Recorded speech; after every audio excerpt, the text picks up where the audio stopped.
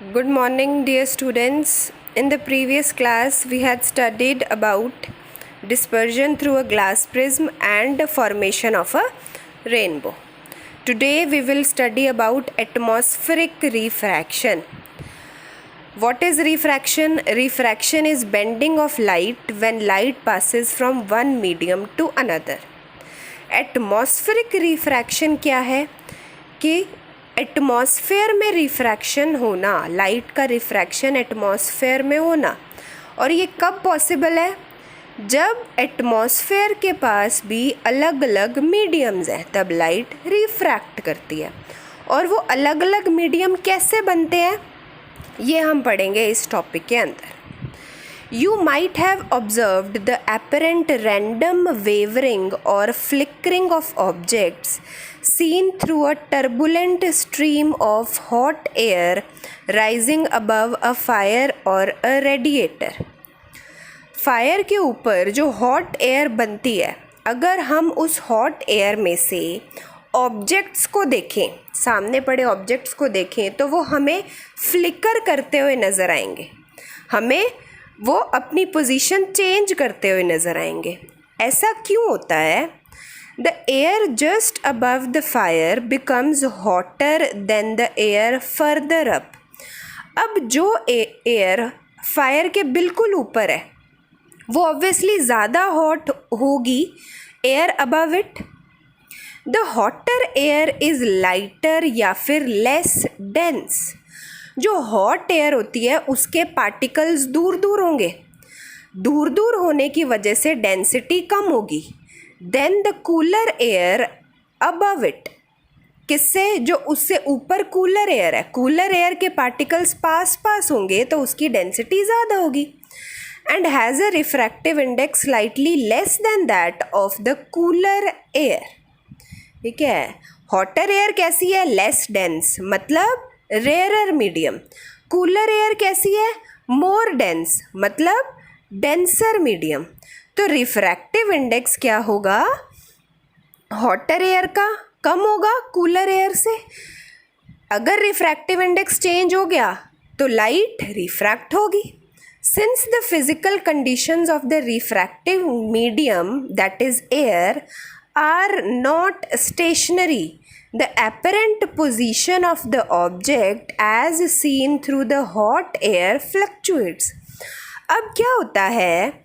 Hot air less dense हो गई ऊपर वाली एयर से, लेकिन ये जो कंडीशंस है एटमॉस्फेयर की कंडीशंस फिक्स्ड नहीं रहती, वो चेंज होती रहती हैं। इस वजह से क्या होता है, जो ऑब्जेक्ट हमें दिखता है वो हॉट एयर से जो ऑब्जेक्ट दिखता है वो फ्लक्चुएट होता है, वो अपनी पोजीशन चेंज करता है। क्यों? क्योंकि कंडीशन चेंज हुई, लाइट की रिफ्रैक्शन चेंज हुई, तो ऑब्वियसली हमें ऑब्जेक्ट कभी पोजीशन ए पे तो कभी पोजीशन बी पे दिखेगा। दिस वेवरिंग इज दस an effect of atmospheric refraction. तो ये वेवरिंग का कारण कौन है? Atmospheric refraction, which is refraction of light by the Earth's atmosphere on a small scale in our local environment. ये small scale पर होती है। Big scale phenomena कौन सा है? Twinkling of stars is a similar phenomena on a much larger scale.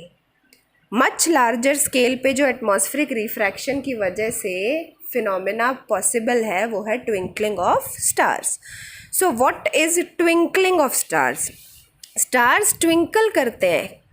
Twinkling का मतलब क्या है? कभी वो ज़्यादा लाइट देते हैं और कभी वो कम लाइट देते हैं, जिसकी वजह से हमें लगता है कि वो ट्विंकल कर रहे हैं।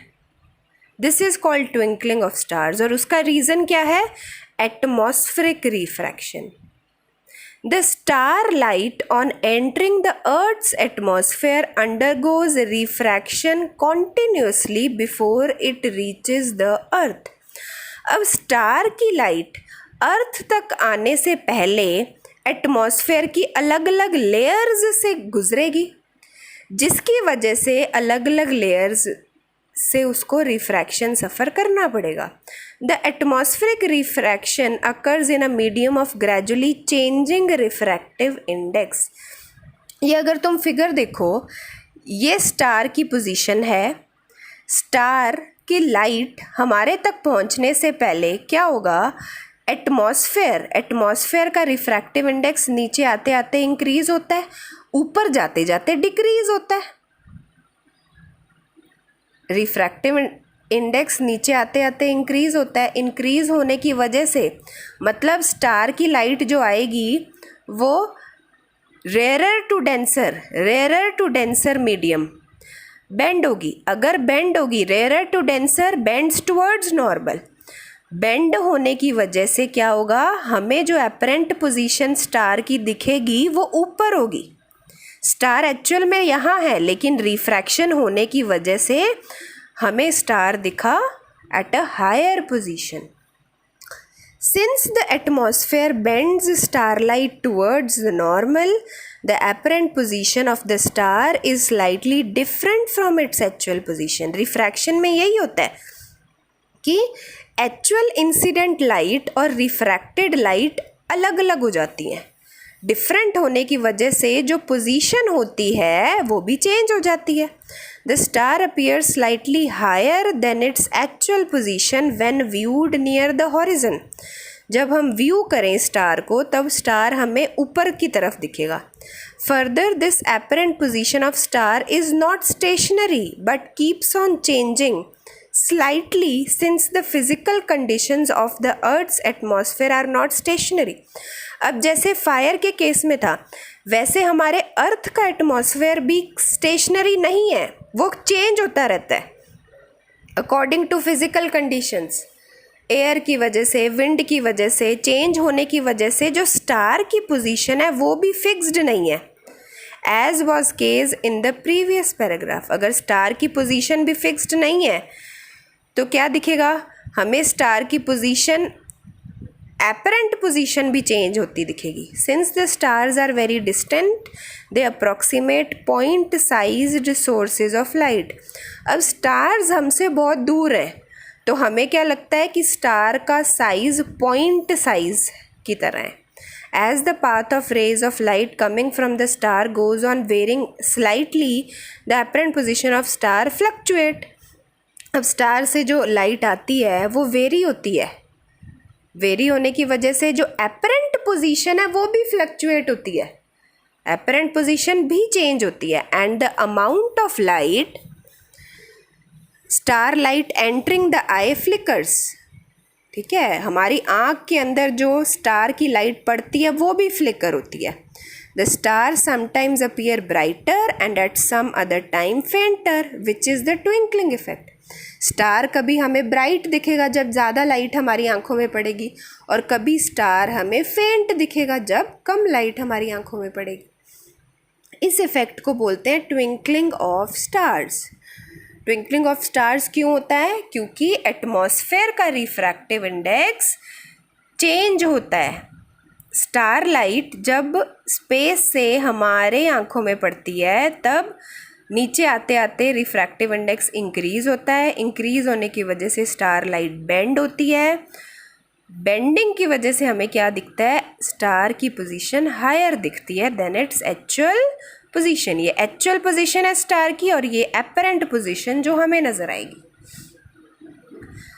Next is why don't planets twinkle. Planet क्यों ट्विंकल नहीं करते? The planets are much closer to the earth and are thus seen as extended sources.